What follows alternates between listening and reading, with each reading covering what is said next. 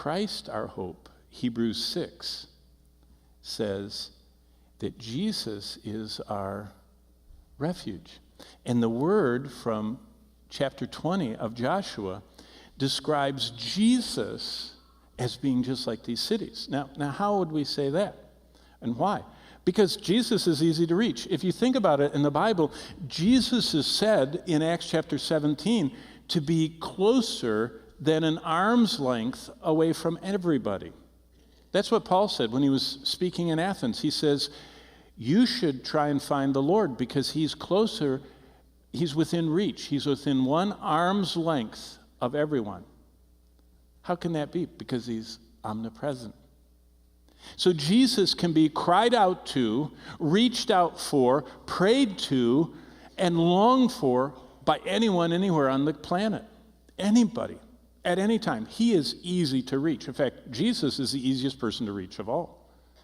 I mean, even with texting and phone calling, I can lose Bonnie in Walmart, and I look for her all the time, and I'm strolling along saying, I'm about aisle 13, where are you? She says, well, I'm on 14, and you finally find each other. Did you know Jesus is a prayer, a thought, just an outreached hand from anyone?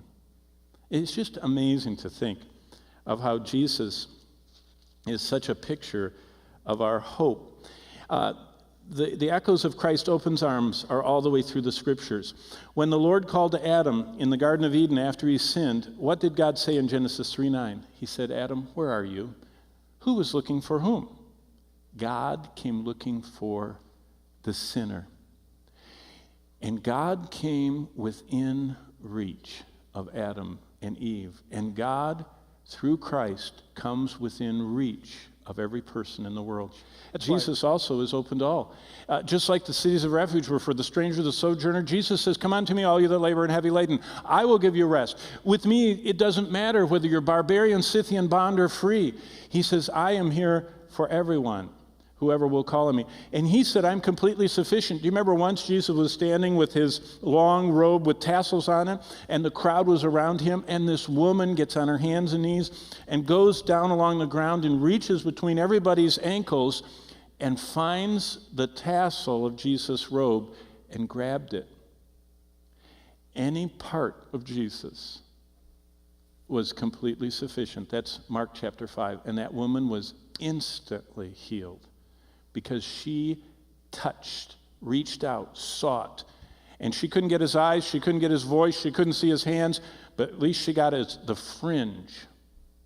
Jesus is completely sufficient. If you get anywhere, any part of him, he says it's enough, it's sufficient for everything that you need. And finally, Jesus never locks his gates. He never says it's too late.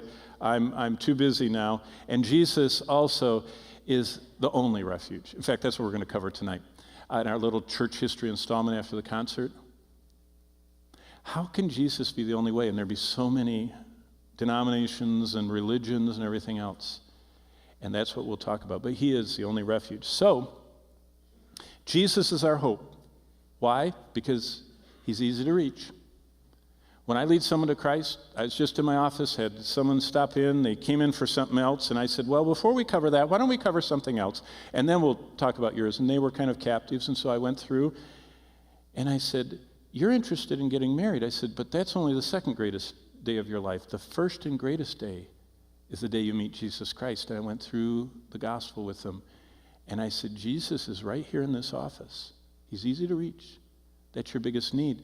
His arms are open wide. Right now, anywhere we go in the world, we can point people to Jesus. His arms are open wide. He's saying, come unto me. He says, I'll never lock the door. While you have life and breath, don't harden your heart. You can come. He's the completely sufficient one, and he's the only hope. That's the God that we worship this morning, and that's the Savior whose arms are open wide.